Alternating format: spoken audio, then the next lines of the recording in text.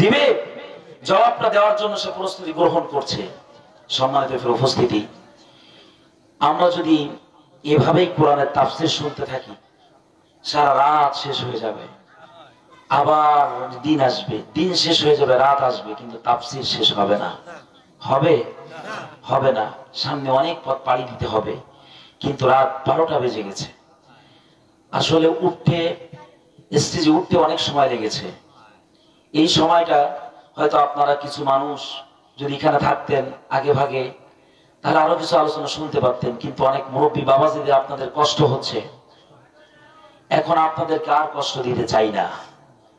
সম্মানিত উপস্থিতি, আর আমার নিজের কণ্ঠের অবস্থা ভালো না, একটানা প্রোগ্রাম চলছে, কণ্ঠের অবস্থাও বসে গেছে।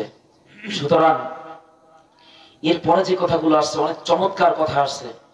আল্লাহ সুবহানাহু ওয়া তাআলা এই কোরআনের দাওয়াতগুলো জমিনে দিতে গেলে, এই কোরআন এই জমিনে প্রতিষ্ঠিত করতে গেলে কি কি পদক্ষেপ জালেমদের পক্ষ থেকে আমাদের উপর আসবে, কোন কোন কাজগুলো করলে, কোন কোন উপায়ে আমরা যদি ধৈর্য ধারণ করতে পারি, তা কোন একটা সময় কোরআনের রাজ এই জমিনে কায়েম হয়ে যাবে। বলেন আল্লাহু আকবার।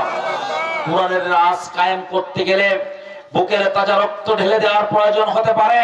ও যুবক বৈরামপুরবাসী, আপনাদেরকে বলতে চাই, আরেকটা বার আমি শেষ স্লোগান শুনতে চাই।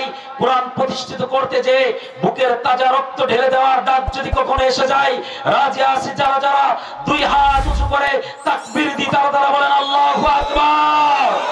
নারায়ে তাকবীর, নারায়ে তাকবীর। আল কোরআনের আলো সংসদে জালো। আল্লাহ সুবহানাহু ওয়া তাআলা এই আলোগুলো সংসদে জ্বালানোর মতন তৌফিক দান করুক, সকল বলেন আমিন। আর 1 ঘন্টা বাছা, কণ্ঠ আর কাজ করে না। এখন আগামীকাল কথা বলতে হবে, তারপর রমজানের এসে যাচ্ছে, প্রিপারেশন নিতে হবে আমাদের তারাবি পড়ানোর জন্য। এই কারণে আর আপনাদেরকে কষ্ট দিতে চাই না, আর আপনারাও আমাকে আর কষ্ট দিয়েন না।